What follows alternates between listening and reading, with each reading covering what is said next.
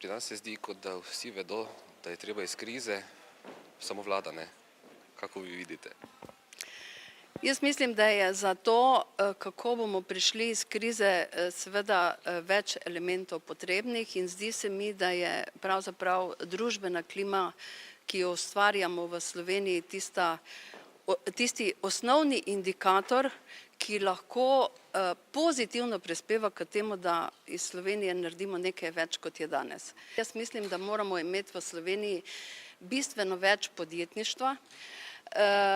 Rekla bi, da pravzaprav tistega podjetništva iz priložnosti, to pa je podjetništvo, ki pomeni, da začnejo s podjetništvom tisti ljudje, ki sicer imajo lahko čisto dobro zaposlitev, imajo krasno delovno okolje, ampak si želijo izboljšati svoje priložnosti, vidijo priložnosti v okolju in mi kot družba jim moramo dati možnosti, da bodo te priložnosti tudi izkoristili, ne samo zase, ampak tudi za celo, bi rekla, tudi za novo zaposlovanje in seveda za celo družbeno nadgradnjo.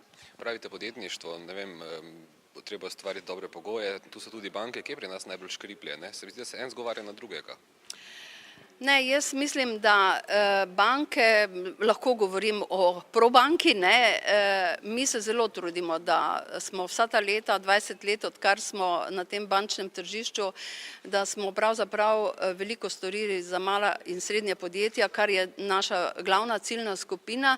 Mi se zelo trudimo tudi, da tistim našim podjetjem, ki grejo v investicije, da z njimi ravnamo zelo partnersko in da smo tudi zdaj v času, ko je bila kriza, ko je bilo marsikdaj težko, zelo natančno analizirali ta podjetja in pravzaprav poskušali na različne načine tudi pomagati. Pravzaprav gospodarstvo mora tudi marsikaj še napraviti na svoji strani, čeprav bi malo samokritično rekel, da smo verjetno več napravili v gospodarstvu kot v politiki, pa da seveda tudi še nekaj moramo, ampak res je, ta kohabitacija med gospodarstvom in politiko lahko da rezultat Slovenije nič drugega. Gospodarstvo mora seveda pravzaprav najti z svojim razvojem nove produkte, nove trge, nove pristope na ekonomiki in seveda obvladovati prihodke, ne samo stroške.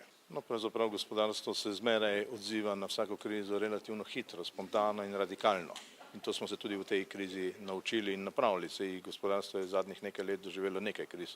Ne spomnim tisto leta 1991, ki ga smo bolj kot ne nenavadno dobro preživeli in tudi verjamem, da bomo to krizo večji del preživeli, seveda ni vsi gospodarski subjekti, res pa je, da si ne želim nove krize.